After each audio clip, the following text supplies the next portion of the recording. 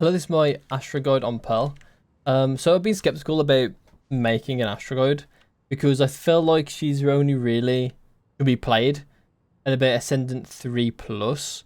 The reason for that is because she has her own game she's playing. She's very embedded in macro. She's very unique as an agent, and she doesn't really interact with some of the important parts that make you good at the game. So as an improving player, you interact less with the things that are important to improving. And when you play Astra and you improve at Astra, it's almost like you're improving in Astra rather than you're improving at Valorant. So that's why I don't tend to talk about Astra that much and do guides on things. But I think on Pearl, I wanted to change that. I think that it might be nice for some players that are intent on or like are driven to main Astra, even at low rank, that I should give them at least something to work off and give them a sort of line of reasoning for doing things and sort of like some basic plays they can make. And I'm going to be quite basic with this guide. I don't want to be too like intricate with it because I think a lot of Astra is about adaptation anyway, and creating strong defaults in places is quite strong. So I will look at some stuff like that, or I will tell you some stuff on that. That's usually on attack more so than defense. On defense, you will have a lot of set players because defense is more of the set play type half, while attack is more the adaptive half. But you do have players to make on both. So on defense, when I'm playing A, I'm not usually going to be influencing A that much. So what I mean by that is I'm going to be playing my weak side, and I want my teammates to be playing the strong side. So we're going to have a strong side B, and maybe I'll do star setup for them. So I'll do like a star like this for my mid player. So when they get through, when he contacts, I'll put like a smoke and then a suck, and then they can punish this. Or maybe we're going to do a push, so I'm going to put a smoke here, and we're going to push up here, and then when the smoke fades, I'll do like a double star setup where if they decide to contest this again, then I can suck and I can stun. Obviously they can see the stars, so you have to do this quite fast and like on timing. You can't just do it preemptively because they'll see the stars and they'll attempt to punish you because your stars are on cooldown. So they'll run over to A, and then because they've seen 3 stars, they're like, she's only got 1 star, she's playing this side, we can punish her for it. So you want to be careful of things like that, right? And you'll notice that the star economy that you kind of have the mini game with Astra can be quite hard to wield sometimes. So the bread and butter sort of defensive combo you're going to use to defend yourself is going to be this sort of setup where you've seen this a 1,000 times probably if you see Astra in competitive play. You'll have a smoke here, and then they'll have another star in front. And what this star does is you can stun or you can suck off it, basically. And the important part with this is that on ranked especially, we want to make sure that we're getting kills with our util, and to have our impact, right? So to get a kill with this suck is not just as simple as hearing them and then doing it, right? What we want to do is, well, it kind of is in some sense, but we're looking for something in particular. What we're looking for is we're looking for the util that allows them to get out onto site. So we're looking for Yoru TP, Jet Dash, Raise Satchels, that kind of stuff, right? Maybe even Stim Beacon, and then a lot of footsteps running out, that type of stuff will be important to look out for. So when we hear the Jet Dash, when we hear the Yoru TP, we want to be looking to punish the duelist with this suck, right? And the reason why we're punishing the duelist is because we were going to suck what they have as support, right? We're sucking the support. We're sucking the second player that comes out, so then they can't support their teammate. So then they're like stuck on a 1v2 in sight, right? They're stuck in a 1v2 in sight, and you know Jets can stall a lot more than Raze or Yoru can. Although Yoru does have flashes, so maybe Yoru can stall for just as long as Jet can in some sense. But Jet can also like cloud burst and things, so it might be hard to punish them without having like a good idea. I mean, it's hard to say with the actual scenario being in front of me, especially with a character like Astra. Especially as well, like with Astra, if you know you're against a Jet as well, you can do styles like this. But generally you wouldn't place this one. So what would happen is you would place a star smoke, and then you would place this star. They can't see it through the smoke, so that she would dash out. You would suck behind her and stun in front and stun on top of her. She'd be stunned in her smoke probably, while her teammates are getting sucked, so they can't help her. And then it's perfect, right? You've isolated a kill on the site. The kills sort of come to you off of their own util, right? And that's kind of like how you would like try and defend yourself. You would usually have a sentinel with you, as they're also really strong at playing weak side. generally you want to be on the weak side. Same with the side, like if you're playing like Sentinel, right, you want to be asking for the weak side. And Astra's sort of similar in that sense, as she's able to interact with the strong side from the weak side. And that's not always. You can sometimes, or like you can play the strong side. It's not impossible. It's just a bit worse, you know. And generally, you want to find the strongest player. If you're looking for the strongest player and wanting to win, then you want to play as strong as possible. And usually, you want the strong side to be filled with agents that can influence their own strong side. So then it feels like there's like a pseudo fourth agent from Astra, and she can interact with them from across the map, right? So when I'm on A, like I said, I'm going to be interacting with B. Same thing, if I'm in mid, I'm going to be interacting with the sites. If I'm in B, I'm going to be interacting with A. So on A, or on B, I'm going to be interacting with A. So I'm going to be doing smokes like this. I'm going to say to my teammates, push A main. I'm going to do a smoke for you, and then I'll like do this suck if they push. I have to use my teammates' communication. This is also a very big thing with Astra, is that you can't hear this, right? You can't hear anything that's going on here. So your teammates need to have communication, or need to be at least a bit better at communication than lower ranks, right? And I say that like low ranks can't communicate at all. There are probably better players probably players in low ranks that are better at communicating than high ranks.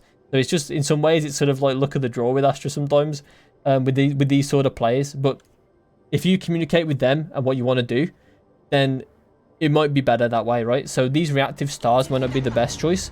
So what you can do instead is you can do, like I said over here, you can do it like stars behind them, like where you expect the enemies to sit. So then you can do them like this when the smoke fades. And bear in mind, you will have to be fast after the smoke fades, because otherwise you warn them that you've used stars, right? You've shown them that you've used stars. You can also use the stars just sort of normal. Actually, I'll show mid play as well. The mid play is something like this. Actually, sorry, that star's a bit deeper, like this. And you'd smoke this and suck this, right? That's also a mid play you can do, and the players will push to art and punish the players in shop. Or maybe they'll just take the space while the zone is gone, so you have players sneak into the smoke while they can't peek this. That sort of stuff is also viable. It's just about what your read is and that kind of stuff, what you want to call with your utility. And so what was I going to talk about again? I was going to talk about the stars. So the stars themselves have impact, because what they can do, actually I'll talk about fake stars as well in a minute, but these stars will have impact as well. They can zone players away from you, or away from other players, right? Because they're probably going to be counting stars, right? And when they see like the third or fourth star, then it makes them think like, maybe we can go punish the weak side now because the Astra's running out of stars for another 20 seconds. So we can go punish her, right? As I've been reiterating through the video. And the fake stars also have their own power, in that if once you've made this play once, what you can do is you can say, I'm going to fake star it this time. So then you would place this star, you would fake, and then you place these two really fast. And then you would stun and suck, right? And let me just actually do it in sequence. So you're going to do this. Let me fake star. Then pull, and then you suck and pull, right? So that would help to sort of mix up the play you're going to make. And fake stars are really good at that, and they're also good at some other things, such as concealing information, much like normal smokes, but that it's like timed, right? So you have a chance to, you have like a very slim chance, like on timing, to walk past that fake smoke to then get into a different position. We'll talk about that on attack, of which we're going to go to now. On attack, Astra can have a lot of impact. It is a lot harder to play Astra on attack because you can't rely on those set plays. You are going to be overall more adaptive, but you do still have some set plays in your arsenal if your teammates are patient enough to use them, essentially. And I see her as more like a Yoru in that sense, where you can sort of set up for plays. You can sell one play and then do another. And then sometimes you'll do that play a couple times, and then you'll do another play, but it looks like the same thing you were doing before. So she's really good at stuff like that. So for instance, something that is very, very common on Pearl, that you'll see a lot, is a fake smoke here. What this fake smoke does is it allows players to walk past. So let me just quickly demonstrate that. So they can walk past, you can even run past or walk past. And what this does is it creates pressure for the defender, right? Because if when this smoke goes up, they have no clue if you've gone onto site or like gone crossed or not. So what it does is they don't want to sit in an angle like this. They have 1, 2, 3 angles to worry about. So they're either going to cut an angle off like this, 1, 2, but then they have a chance of getting walked down on for an angle here that they're not going to be able to switch to very easily.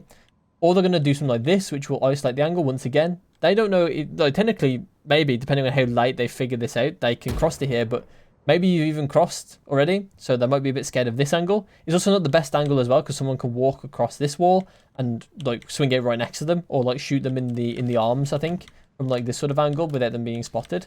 And then so it probably end up the defender will default to this kind of area, right?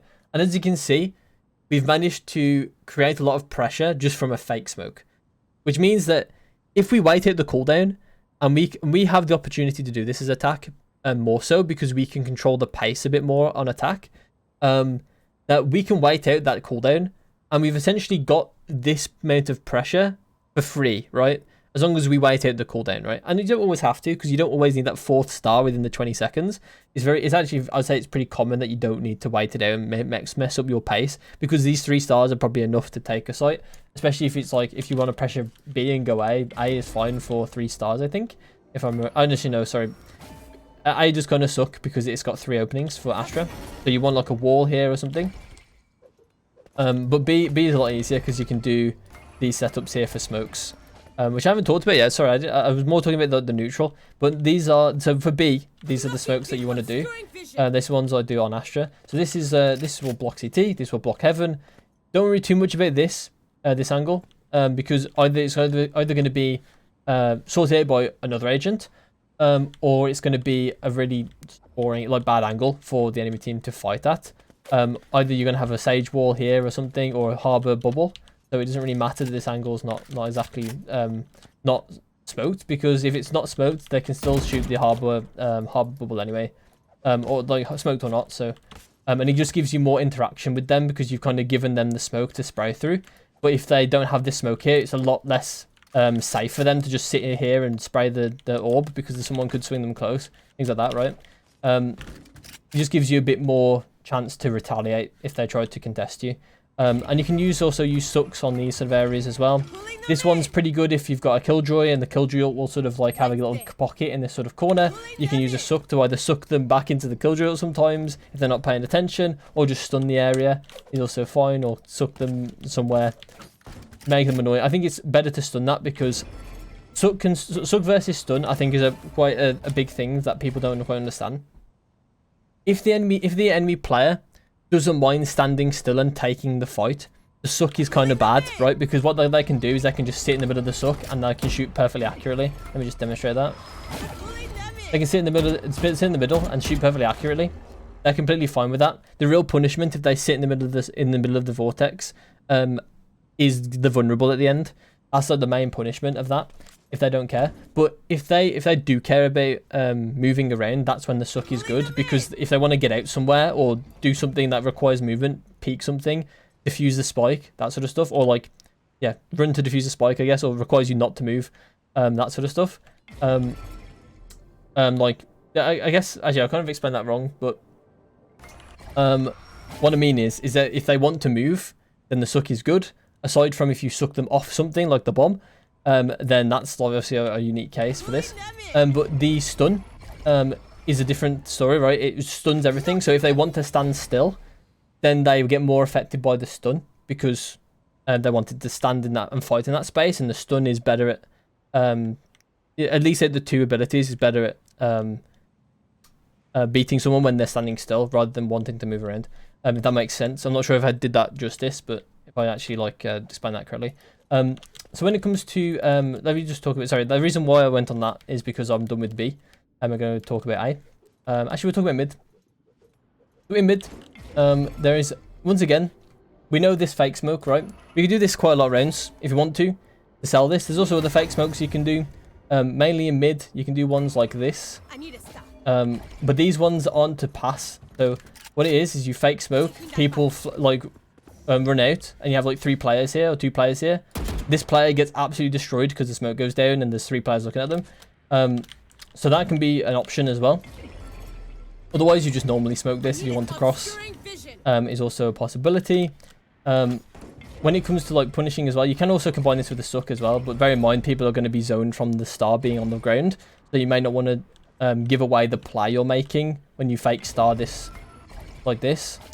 You don't want to give away that play, so you probably shouldn't start this, because as you can see, it's quite obvious. I mean, it's more obvious to me because I'm playing Astra. When I hover over it, I get this big circle on it. But that's what it will look like for a teammate, or for an enemy. It looks a bit smaller and there's a bit more red. And that will zone enemies away from it sometimes. So if you want to take that space for free, sometimes you can just put a star here. And you can, people can swing maybe with a flash or something. And then people will struggle to kind of re-enter this space because this star's here. And if they know you have suck or stun available, it's kind of risky to go here, because if you start fighting, then you're going to get sucked. And then it's going to be really hard for you to get out this angle. Or stunned, and it's going to be really hard for you to get away if someone's pushing you. So yeah, that's like some of the stuff you can do indoor. When it comes to art, it's sort of like the same story. You can do things like smoking this to cross to sight. You can also do things like smoke this and go into mid-connector. Like when it comes to like fake smokes in this area as well, there's not really any you can do. Once again, it's the same sort of principle as the one indoor, where you can fake smoke this and you can have 2 players pushed out, 3 players pushed out, ready to fight the person here. This is definitely harder, this one, because they could be in this corner, they could be over here. There's more off angles than there is on this angle. So it is a bit worse of a play. Generally, you want to be using normal smokes if you want to take this area, but generally, I think it's fine to just leave, to not use this smoke as much, and just go with this smoke, and then you would go for a smoke over in flowers probably, to cross over here. You can also do one like this too, it's completely fine, but bear in mind crossing sight's going to be harder because there's nothing flowers. And that's why that smoke kind of sucks. You want to be doing it a lot more forward, so it does bleed a bit, but well, kind of a necessity for Astra, because you can't really smoke all of it, it's really hard. Her smokes are a bit small. And then when it comes to attacking A, she is pretty okay at attacking A. The problem is that she only has 2 smokes, and obviously that presents a problem because there's 3 entrances that you kind of usually need to take. I mean, bear in mind that if you are splitting, like, it's really important to have a nice split with Astra. It just adds to the problem sometimes because there's still 3 things to smoke. So usually if you go like 5 through main, hopefully you'll have a Sage or a Harbor that can help you out. If you don't, then you're gonna have a little struggle of what to smoke. And generally the best smoke is always going to be in flowers, and either here or here is like up for question, up for debate really. Like if they have an op, it might be better to just smoke these 2. If they don't have an op, it's probably better to smoke this and flowers, because yeah, more close range fights are going to occur, and most likely going to be art. If you do have art control, you might be able to just leave this open. Bear in mind, like if you do take art control, it's probably going to be like a jet there, maybe even a harbor there. Going to be players that can hopefully like use util to stop this fade even, and predator through this, and just detect if anyone's there or not while they cross. So yeah, it definitely helps you to have some teammates that have split up, because I think it's a bit easier to control this little choke point than it is to smoke this off and hope no one shoots you through art and things like that. So she's a bit awkward here, and usually then we're going to talk about the wall. Usually like it'd be nice to have the wall when you go away, but obviously you can't always have that luxury. So we're going to talk about the wall, and I haven't talked about it for defense either. The reason why is because the wall has like its own little things for it. So I'm going to talk about post plant as well in a second. So on attack, you generally just want to get a wall that allows you to get a nice plant. Either like, it depends on like what kind of plant you're going for. You can even just do like fully wallless off and combine it with a smoke, and then you can put stars to sort of contest either the backside with like this and so whatever. This is something you can do for A. You probably want to actually put it a bit more. Sorry, you probably want to put it like this. Sorry, I may have misdone it there. I'll take that back for clarity's sake. I'm going to do the wall a bit more like this actually, to cut off these 2 and then have this here. You can do a smoke here, and then you can use the other 2 stars to contest the actual entrance points of the wall and the smoke, and that's kind of how it might look. And then when it comes to B, then you might do a wall like this, just to like kind of cut off nice plant spots for playing B main, playing in this sort of area over here. And in mid, like you can do rotation walls, but generally these are going to be weaker in ranked. You probably just want to use it to take sites. I'm not going to show any. Generally, you get rewarded for being creative with the wall, generally, but in ranked, it can just be easier sometimes. Just do the set play that everyone knows on your team, because then there's no chance of it going particularly badly, because the wall definitely works both ways. There is definitely a decent chance you can screw your team by placing a bad wall, so you want to be a bit careful. And it might just be easier just to stick to the easy walls, especially if you're learning Astra. You want to stick to the easy walls, and then when you've got that base level foundation of the easy walls, then you'll slowly be able to you'll open yourself up to be more creative with what you can do. And when you have that like base level, right? That's when real creativity happens, is when you have the base level already. And then when we talk about post plants from defense point of view, from the defense point of view, if I swap team with the spike, I still have it. That's a bit weird.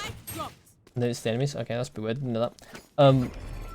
When it comes to post plant ults, generally you want to cut off the spike as close as possible to the spike sometimes, but it can depend. Like for instance, we see I think it was Sentinels versus someone, I can't quite remember, where Marv messed up the wall. That's okay. I mean, it happens. Everyone makes mistakes. And he corrected it, to be fair, as well. This wall was the wall he was going for, which is a good wall, right? It cuts off both of these, and allows the defending team to defuse, and it makes it so like these are horrible angles for the attackers to push out of, to try and contest the spike, realistically. Yeah, it's pretty good. You want to be using it in choke points like this. That's like the normal one that you would see if they did this. If they do it here, then you can also do one like quite close. But bear in mind, you see the problem with this one. So there's a problem with this one, right? The reason why you don't want it like this, is because you can see this open space, right? This one big choke point is a lot harder to defend than these two smaller choke points, right? That he created with the wall originally. As you can see, they can't walk through to the other choke point without being visible on this side. So therefore, this is like a lot stronger than having one big choke point to defend. And then if we go over to B, and do the wall for the retake on B, generally you're going to see this one. Just simple, really. Self-explanatory. One small choke point to defend. Obviously, you might have to be wary that they're going to flank. If you worry about the flank, you can probably get one like this. But you have to bear in mind that you're extending where they can go. In this big one, which is generally bad. So you don't really want to do that. Like, you've given them this sort of like area to sit in where they can swing off. And you don't want to do that. Not really. It's not too bad, to be fair. It's not too bad. If you are really concerned about art, this isn't actually that bad. It's not that much of a detriment compared to the other one. Yeah, it's not that much of a detriment from this. But I still wouldn't do it. I think this one is definitely the better one. Because from art, you're going to have this angle covered most likely if there's enough of you.